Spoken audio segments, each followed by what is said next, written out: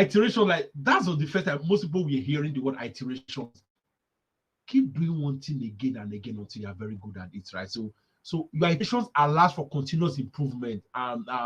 So when you do like you release MVPs, you gather user feedback, you iterate, speak to people, how far, do collaboration, a lot of. Do you understand? Then the last one is collaboration and communication. You must drive collaboration, foster, talk to people. Product design or product like a product design and product building is a whole lot of process. And whether people want to realize it, it's not a conversation that one can actually finish in a single meeting, right? It's a whole lot. And just know that customers are in the middle of your product. When customers are not well represented, users who those people that makes you help you make money are not in the center of your product, it becomes very, very difficult. I think I would want to stop right now. I'm having some bit of cough. I'll be having conversation again and again.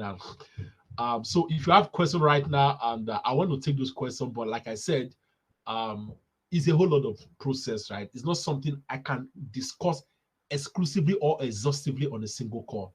But again, Abraham, thank you for having me. GDP Bonnie, thank you for having me. It's been a pleasure.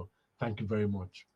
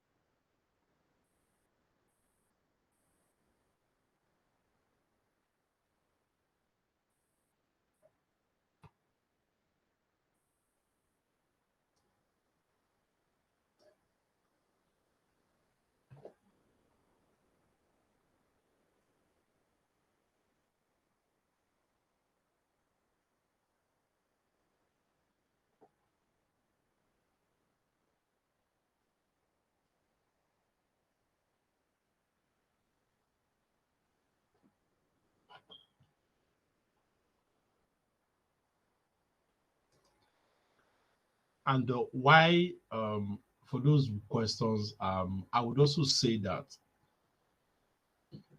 people do not want product building or product designing. Even here where I am, a lot of people are running away from building because building is not for everyone. Building is not for everyone, right? Storytelling is not for everyone. Everyone is not into collaboration. But like I tell people, whatever temperament you have as a person, there is a skill in tech that matches your temperament. So if you're an introvert, you're an extrovert, whatever temperament you have in tech, please find that part of tech that matches your temperament, right? Um, if you are committed to building from scratch, find a skill that matches your temperament. I'm married, my wife doesn't talk. She's not a talking person. You can stay with her for 1 year, she won't talk to you. She's an amazing person, she doesn't talk. But that is a skill. I encourage her to pick a skill in tech, right? That matches her kind of person. She knows how to build in her head, right? So I keep saying it to them. So whatever part of um temperament that you think you exhibit, choleric, a sanguine, whatever you are, there is a role in tech that is right for you. So it mustn't be product design, but product design is inherent, is key. I like doing the heavy lifting, the heavy work. Not everybody wants to do the heavy work. So, so I think those are my greatest motivation, but your motivation might be quite different for what I do as a person, right? So that's me putting another context. Thank you.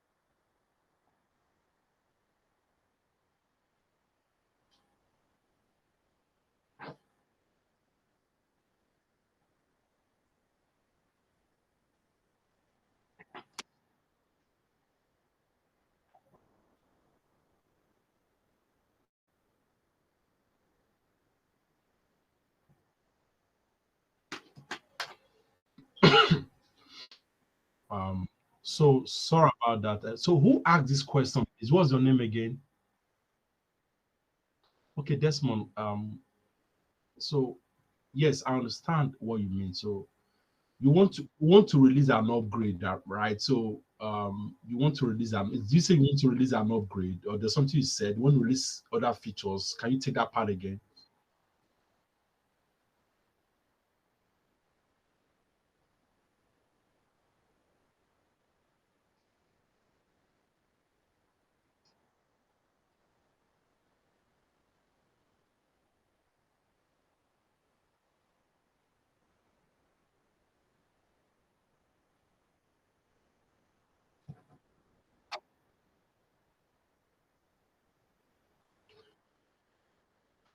Okay, great. So this one, like I said, this approach is not so difficult, right? It's not so difficult. I'll give you two scenarios. It's not so difficult. Feature A and feature B are very key, right? 50% customer want feature A, 50% of the customer want feature B. So now you take a slice of those two customers. 50% and 50% is good, but those two 50%, they don't make you the same amount of revenue, right? So some company they'll think they'll look at it from revenue perspective, right? Okay, 50%. How much is the chunk of money I'm making from the 50% that I'm sitting on feature A? How much is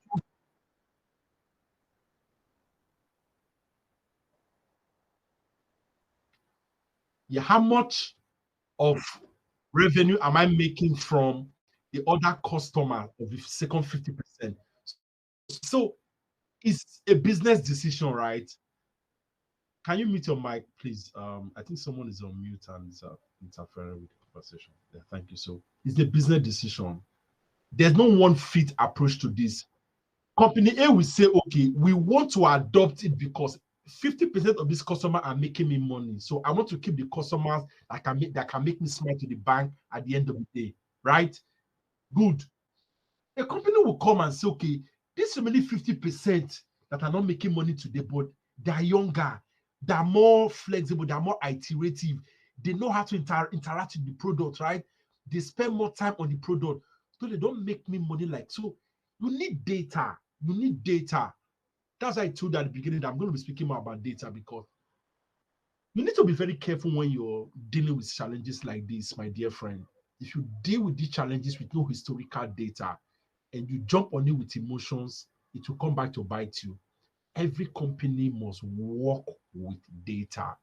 If two people are insisting on value, no problem. I'll give you those two values, but for you to conceptualize those values, you must sit with the customers and look at their historic data. This 50%, what have they done for me in the past 3 months? How long do they spend inside my product? This, I mean, if you look at the data, bring them, they do a correlation analysis of those data and deep dive and understand those data. So do not jump into the first 50% are younger, so they are better. They are going to live longer with the product. No, technology is dynamic. If we implement it for the 50%, your emotions say they are more active. A competitor product will come to they will drop off. They will just there's going to be a massive shun. They are just going to leave your product. So listening to me, for me, I would say this is a data approach. Before you talk of prioritization, I want to prioritize. This is what is better. Look internally. The people you need to implement the first feature. How long does it take the first feature to be implemented? The manpower I need. So organization, you need to talk of organization data. You need to talk of the customer data. Customer data is holistically look at the 250% and look at how long they've been with you. Have they helped you make money? Understand and so if you can't get a data inside guy who's going to help you crunch this data. When you understand the customer, they come back in-house and sit with your dev team. The team who are going to be doing the designing and implementing, and the guy are going to be writing all this. How long do we need for solution A, for solution B, or for feature? How long do we need to show that? Whether I want to believe it, you don't need the same amount of time. Some will take you 1 week for you to release. Some will take you like 3 months or 5 months for you to release. Does your business have the? Do you want to lose 5 months implementing the solution? So, like I said, there's no one fit, but it's going to be a lot of engagement, foster communication, collaboration, data, and all that. I don't know if I answered the question the way you want, but please, my dear friend, this is the right approach I could advise you. Thank you very much.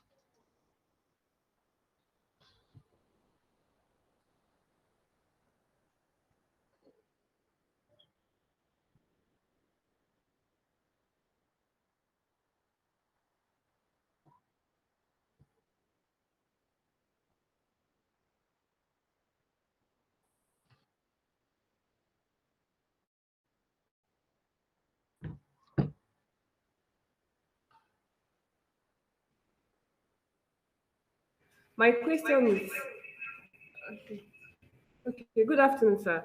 Good My name afternoon. is Shaloka. Okay, my question is, you said you must listen as a builder and transform the feedback into product.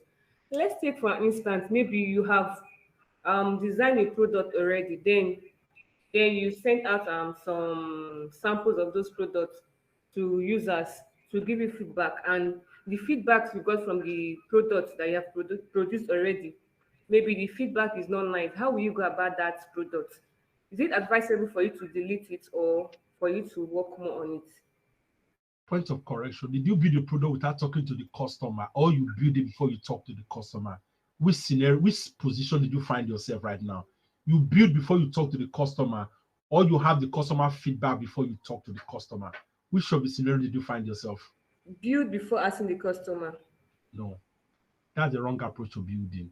Um, like I said, if you were inside this conversation, what I keep saying is, you cannot build a product without talking to a customer, right? You can't do that. It's a wrong approach. It's unorthodox. It's unethical. It's not done anywhere. Don't build because you think it's nice. Oh, I think if I open this Instagram account and I build because somebody do something lovely on Instagram, what works for A will not work for your audience. So be very careful. You must do user validation. You must have user validation. You must have that input. You must know something that's why I use the word pain point. So, sorry, what's your name again? I'm sorry, what's your name? Shaloka. Chaluka. So, what I'm saying is, if you already spoke to the customer you build, right? What you're gonna get from customer is just feedback. Oh, this thing looks nice, but can you remove that thing and put it here? Can you do this and do that? There's not much issue. It's just you removing and removing, fixing and fixing. But the problem of building before going to the market or talk to customer is there's going to be an outright rejection, meaning that the time you spend in building, the building process is all wasted. The manpower, the sleepless night, the thinking process, the solution seeking process, everything becomes a waste. Don't do that to yourself, right? Don't do that. This is 21st century. People don't get rewarded by hard work. People get rewarded by soft work, by working smartly. One of the smart way of building solutions is do not build without talking to customer. You must engage the users of the product before you build. That's how we have user research. There must be, I started by saying that before I build a product, we must have a team that have done market research. What is the market saying? Do they want the product? They don't want the product. You must have a user-driven approach to be building your product. I think this is a better approach to work, and it will save you a lot of burning your fingers, truncated time, manpower, and all that. So yes, I think that works.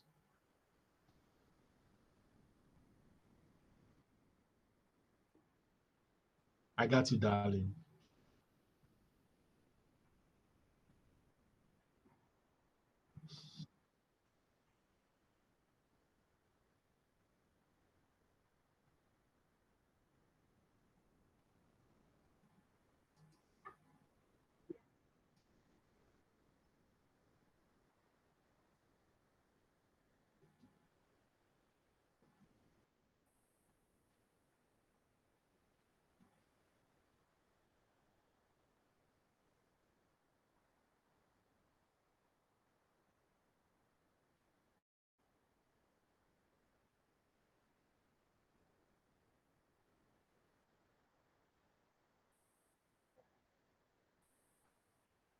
Yeah, I know what you're trying to do, right? And what you're trying to do is there are some customers that they want to have a feel. Uh, they want to have a feel of the product before they want to do anything. So they want to say, okay, let me see that thing. Maybe so that thing you want to do for me. Let me feel it first. So, but like I said, please product building, product development, we've passed that stage. But if you are selling APIs or you have a product you're selling, right? You have a product you're selling like a white label solution, and a customer want to buy from you. Yeah, there's. I think what you're asking is a demo, right? The customer can say, okay, I want to have a demo. I want to have a demo of the product before I do anything. That's fine, but that is from in a controlled environment. When I say controlled environment, that product is not patent right protected, and so that is your own product.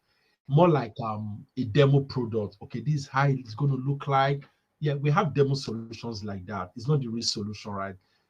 It's from there a customer can say, okay, oh, I like this, I don't like that. Take this out, don't take this out, right? So yeah, it's doable. It's doable. There's nothing wrong. It's not unethical. There's nothing wrong with that. It only becomes a problem when you're building what the customer wants without talking to the customer, right?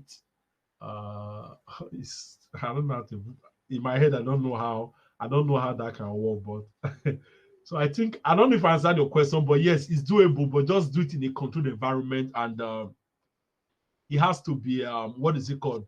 It has to be from a control space. Is your product, and that product is not a customer product. It's not for the customer. A customer just want to use that product to get insight. It's doable. It's not a problem at all, right? Yeah.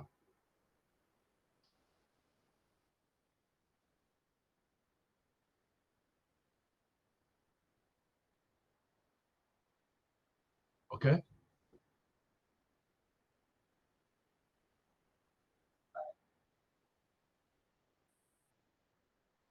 Okay.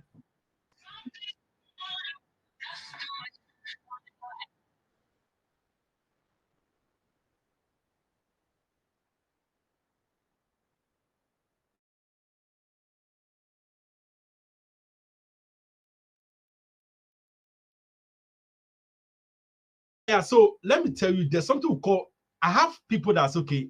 Peter, I need a product that has a voiceover, right? You know what I mean by voiceover? Those of you that do product to build product and there's an animation, right? So that is doable. That is doable. Yeah, so that's doable. You can build an animation product that has a voiceover. The customer just that's very, very doable, right? But what I'm saying is do not build a product that you take to the market for users. A stakeholder said, okay, build me a prototype. I think what you're saying is a prototype. I think it's the terminology that's confusing everyone. We call it a prototype, a clickable prototype, an MVP. You can build a clickable prototype and show the customer, oh, okay, I like this, I don't like this. Yeah, is that one is you can do that, but remember that is meant for the owner of the project, It shouldn't be for the customer, right? Because for you to do that, you should have gotten customers research, right? You've spoken to the customers, you've spoken to the users, everyone that's going to be in the life cycle of that product. You've spoken to everyone, right? But if you've not done that, I would advise against it. I would just say, no, don't do that. Don't build and unbuild and rebuild again because you're going to be building, unbuilding, unboxing and reboxing. It's a whole lot of hard work. A whole lot of hard work. So yeah, so if it's an investor or a stakeholder, why? It's a demo, it's doable everywhere. Companies do demo product and all that. It's doable.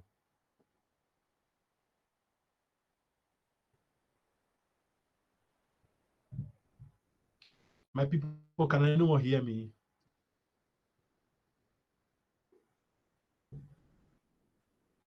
Yeah, what if after yeah, I said sorry, there's a follow-up question to that. I'm trying to sorry. He said sorry. Uh what if after sending the project, the customer claim it and refuse to pay? My people, that's a legal issue. Claim and refuse to pay. That's a legal issue. So, like I said, before you build product, there must be NDA and all technicality. So, let me even tell you something that happened some time ago. So, we white label a solution, and they came and said the white label is supposed to be 1 year. Just because they're getting some traction, they're making some few money, they came and said that they want to break. They just made a lot of noise. Problem. What did I do? I showed out the APIs, right? When I showed out the APIs, that business got affected because one, I was the one feeding the product, right? I was feeding the product on my back and my sandbox, and telling me about you want to break out of API, but there was an NDA, there's a memorandum, there are a lot of non-disclosure that was entered. So safeguard yourself, safeguard yourself, safeguard. That's why I speak more to Nigerian youth. Safeguard yourself with legal innuendos, legal technicalities, right? Because if you don't, building a product can be very difficult because some people will just build and they'll just take everything and just cut you off, right? So safeguard yourself and have a backdoor to your product. If you don't trust who you're doing, this I'm saying is, I know this call is being recorded, but so I'm not going to say it, but there should always be a backdoor to every product, right? So leave your signature, your DNA in any product to build, right? So I'll be smart about what you're doing, but people taking your money, I think that's a legal issue. I might have to seek legal people. I'm not a legal person. So yeah, thank you very much.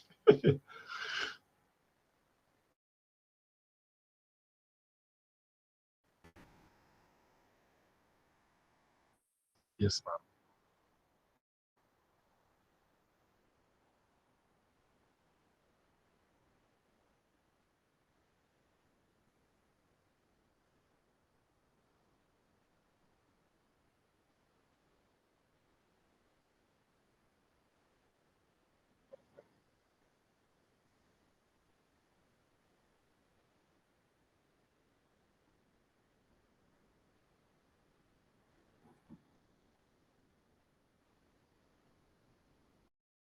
Thank you very much, guys. Thank you.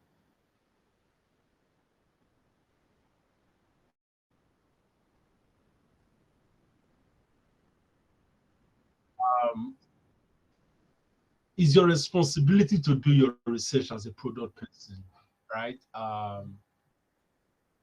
You should have regular meetings about your product. If you want to build a product, it's your responsibility to do product validation. Um, I'm saying this because most of you on this call are product owners or product designers and all that. Please, there are best practice approach to building. There are unorthodox approach to building. This is 21st century or 22nd century. Do not fall into the categories of people that want to take shortcut. Please, when you want to build a product, build from ground up. Do not build from up down. The up down is where you're going to have problem, right? But if you build from ground up, you do your user validation, product validation, you talk to customer, you see the stakeholder. Please tick every box.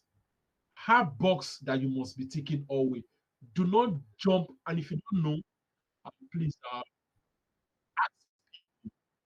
ask people and ensure that everything you need to do about building a product. Nigeria is hard enough, right? So don't get into the hurdles of legal technicalities. Please ensure that you know everything about building before you get yourself involved, right? Do not shunt any boss. If you do, you're going to have problem. And please layer on technology. There are a lot of technology that will make your life easy. Don't work in isolation. Don't work in silos, right? So, and I love building. I like telling people, please layer on technology. One click of a box, you solve all your problems. One click of a box, you solve all your problem. The foundation, I would say, is please, as a product owner, it is your responsibility to do your research. tell the stakeholders involved, teach them. They don't know about building. Ensure that you are able to sync with them and be an amazing storyteller. That's all I want to say. Thank you very much.